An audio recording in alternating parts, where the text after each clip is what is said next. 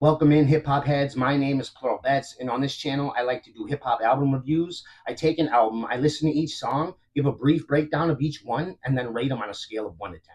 Reminder that music is subjective, and my takes are not always going to match yours 100%, so I suggest that you listen to the album yourself. This video, I'm going to be breaking down the debut album from the late, great Mac Miller, Blue Slide Park. Released independently through Rostam Records on November 8th, 2011. The album title is named after the section of Frick Park, Pittsburgh that he grew up in. And the album art was actually made by his older brother. He had two single packages for this that had music videos attached to them that made the album go over 25,000 pre-orders and eventually would go on to sell 144,000 records in the first week, making it chart at #1. And it was also the first independent album to chart since 1995 at this time. In its second week, it fell to number 24, which was the largest drop from #1 at that time. The production on this is mostly done by ID Labs, but Ritz Reynolds did have his name sprinkled in there here and there. And it's also to note that there are no guest appearances, all Mac Miller on this one. So without further ado, here's the review. Track 1, English Lane. The beat for this is probably the best part in my opinion. It was very mellow, but it felt very uplifting as well. And I have to say that Mac's vocals are a great addition to it. When life around you changes, try to keep your saneness, try to keep your brain maintained through the lameness is my favorite part of the song. It is fairly short, but I thought it was sweet, so I gotta give this a hard 6. Track 2 is the title track, Blue Slide Park. The flow in his first verse is semi-hard. It's mostly a money brag, but he does have a few clever lines sprinkled in. And I do have to say that this is the better verse of the song. There is no hook for this, it's just him saying that he's gonna be coming in for another verse as an interlude. And I wasn't really liking the flow on the second verse. The best bar happened to be the Donkey Kong line.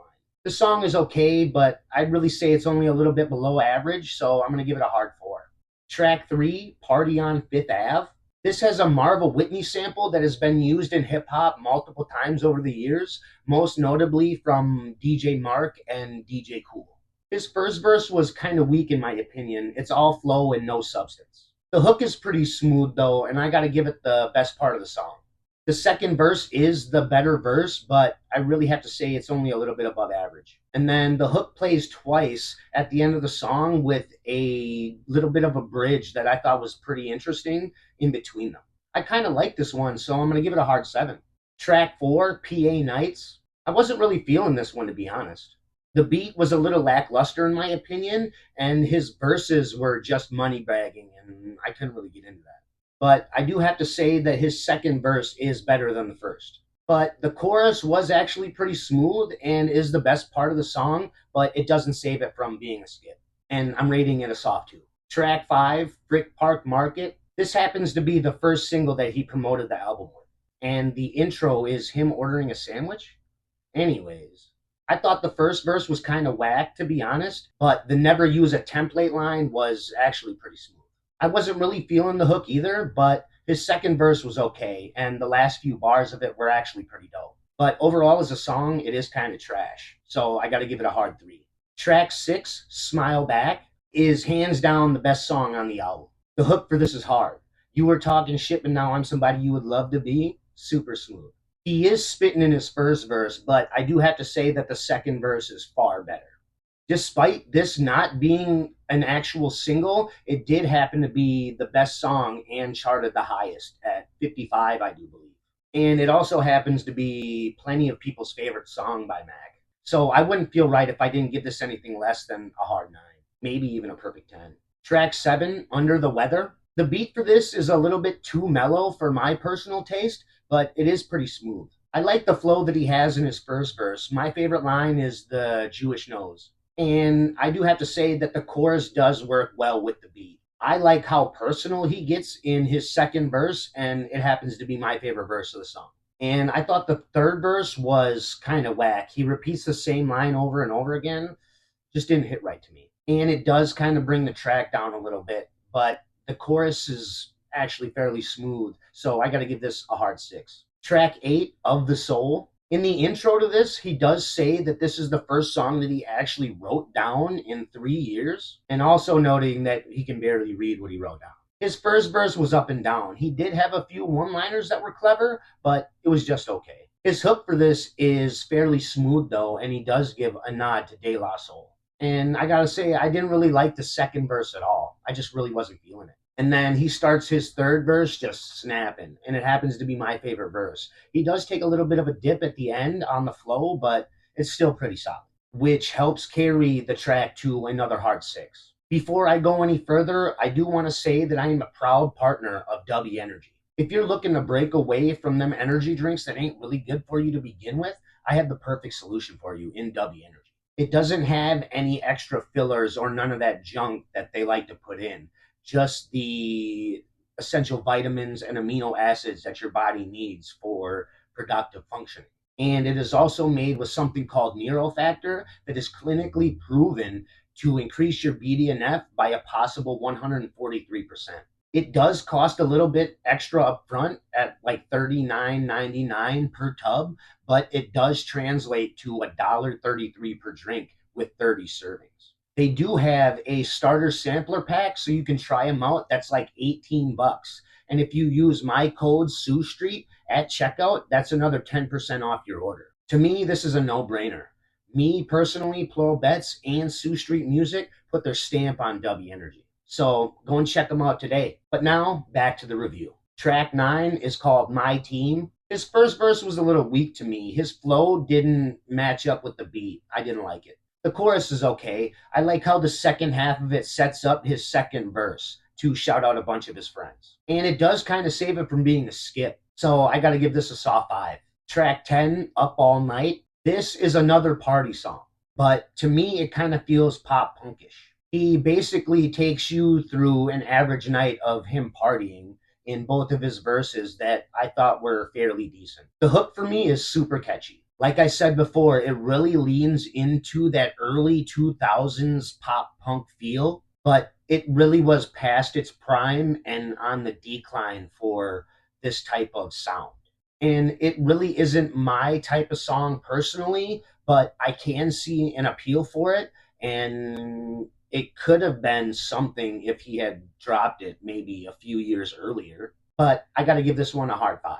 Track 11 is Loitering. He introduces himself as Cam Relum. And I first thought it was a alter ego, but in his first verse, he does mention that it is his name spelled backwards. The beat for this is interesting, and it has a sound that I compare to one of them voice boxes that people with throat cancer get to help them speak. I thought it was actually pretty dope. And I relate to the hook because I make music myself and I be shooting content at the local parks all the time. I personally like this song, so I'm going to give it a hard 7. Track 12 is Hole in My Pocket, which is basically an interlude. There's no vocals on it, and it's just 35 seconds of an atmospheric type sample, and then there's like birds chirping and kids playing in the background. And it does play off of the chorus of the last song perfectly. So as an interlude, I got to give this a hard 8. Track 13, Diamonds and Gold. According to Mac Miller on the commentary version of this album, this song is about a promiscuous girl who gets talked down upon by others and how she lives her life not caring about what they say. As far as storytelling goes, the song is really only average. The flow in his verses are up and down in my opinion, but the chorus is just okay. Nothing special, but it was pretty smooth. So I got to give this a hard 6. Track 14, Missed Calls. This song is pretty dope. It's about the problems that musicians and entertainers have about trying to keep relationships going. His verses carry the song for sure, with the first being the better of the two. The chorus is supposed to hold the song together, but for me, it just didn't hit right. But I do have to say that it is one of the better songs on the album, so I got to give it a hard 7.